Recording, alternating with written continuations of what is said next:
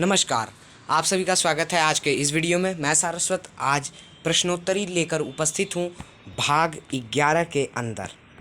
आप सभी देख सकते हैं कि ये हम कुछ भाग पढ़ा चुके थे सिंधु घाटी सभ्यता का, तो उससे जो है कुछ प्रश्नोत्तरी जो है ज़रूरी थी और तलाश से एक प्रश्न रह गया था, उसे भी हम ले आए। तो चलिए शुरुआत करते हैं प्रश्नों को, और कमेंट सेक्शन में ज़रूर बताइएगा कि ये प्रश्न कैसे थे, आपको कैसे लगे। प्रश्न 1 तलाश से है, जवाहरलाल नेहरू ने मातृभूमि की अलग अलग तस्वीर के विषय में क्या कहा है। ठीक है, जवाहरलाल नेहरू ने मातृभूमि की अलग अलग तरह की तस्वीरों के विषय में क्या कहे। तो जवाहरलाल नेहरू ने कहा है कि मेरे ख्याल से हम सब के मन में अपनी मातृभूमि की अलग अलग तस्वीरें हैं और कोई दो आदमी बिल्कुल एक जैसा नहीं हो सकता। मैं जब भारत के बारे में सोचता हूँ तो मेरे मन में बहुत सी बातें आती हैं। मैं सोचता हूँ दूर दूर तक फैले मैदानों और उन पर बसे अनगिनत छोटे छोटे गांवों के बारे में, कस्बों और शहरों के बारे में, जो सभी मिलकर विशाल भारत के स्वरूप को साकार करते हैं।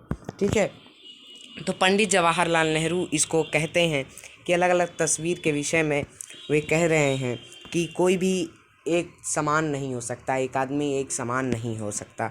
ठीक है, सभी अपने तरह से अलग अलग हैं और सबके मन में अलग अलग तस्वीरें भारत माँ अपनी मातृभूमि के लिए हैं, कस्बों और शहरों के बारे में, जो सभी मिलकर विशाल भारत के स्वरूप का साकार करते हैं। ठीक है, तो ये प्रश्न था आपके तलाश से।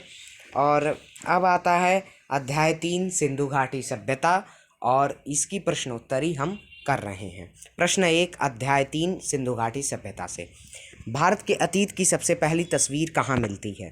भारत के अतीत की पहली तस्वीर हमें सिंधु घाटी की यह सभ्यता लगभग 5000 वर्ष पुरानी है।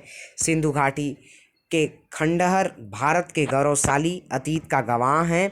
उस समय इंजीनियर नहीं थे, फिर भी वहाँ की नगर योजना, चौड़ी सड़कें, अन्न भंडारण की व्यवस्था आज के आधुनिक भारत से कम नहीं है। यह बहुत ही विकसित सभ्यता थी। ठीक है, ये हमने शुरुआती जब चैप्टर का शुरुआत हो रहा था तभी उसी में ये था कि भारत की अतीत की जो पहली तस्वीर है वो सिंधु घाटी सभ्यता है, और ये 5000 वर्ष पुरानी सिविलाइजेशन है, जो कि पूर्णतः मतलब कि फुल्ली डेवलप्ड सिविलाइजेशन थी। ठीक है, यहाँ पे जिस तरह से अन्न भंडारण की व्यवस्था थी, नगर योजना थी, चौड़ी सड़कें थीं, ये सारी चीज़ें देखकर जो है पता लगता है कि ये आज के आधुनिक भारत से कम नहीं है, यह बहुत ही विकसित सभ्यता थी। प्रश्न नंबर 2, सिंधु घाटी सभ्यता के विनाश के क्या कारण रहे होंगे। तो इसको बहुत बड़े में हम डिफाइन करेंगे।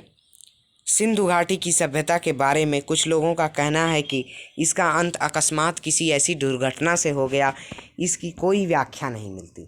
ठीक है, सिंधु घाटी सभ्यता के विनाश का कारण यही रहा होगा कि इसके कुछ लोग बताते हैं कि अंत इसका अकस्मात किसी ऐसी दुर्घटना से हो गया जिसकी कोई व्याख्या नहीं मिलती है।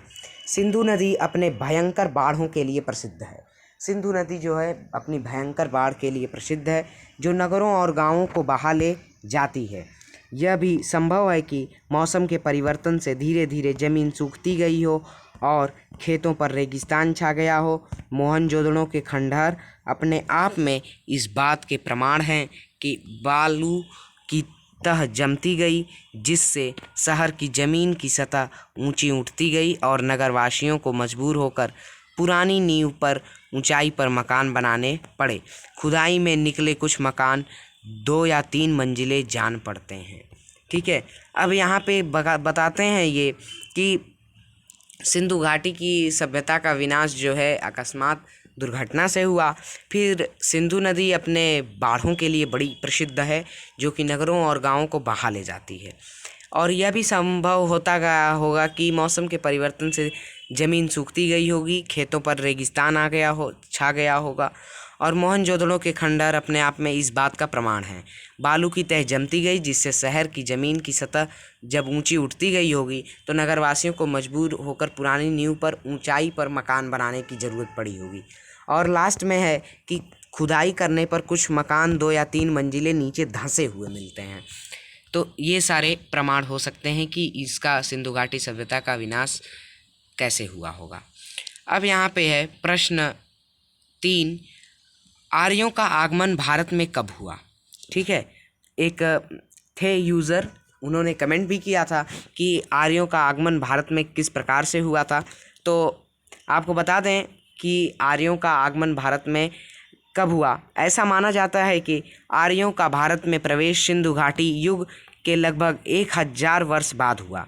ठीक है, आर्यों का भारत में प्रवेश सिंधु घाटी के युग के लगभग 1000 वर्ष बाद हुआ था। यह भी संभव है कि इनमें इतना बड़ा समय का अंतर न रहा हो और पश्चिमोत्तर दिशा से ये भारत में जज्ब होती रही हों, और सबसे पहला बड़ा संस्कृत समन्वय और मेल जोल बाहरी से आने वाले आर्यों और द्रविड़ों के बीच हुआ होगा। ये सिंधु घाटी सभ्यता के प्रतिनिधि थे। ठीक है, यहाँ पे समन्वय मेल जोल से हुआ होगा और पश्चिमोत्तर दिशा से ये आए होंगे। ठीक है, सबसे पहला बड़ा सांस्कृतिक समन्वय और मेल जोल भारत में आने वाले आर्यों और द्रविड़ों के बीच हुआ था और ये सिंधु घाटी सभ्यता के प्रतिनिधि थे। तो आज के लिए बस इतना ही। मिलते हैं अगले वीडियो में और प्रश्नों को लेकर आएंगे। तब तक के लिए धन्यवाद।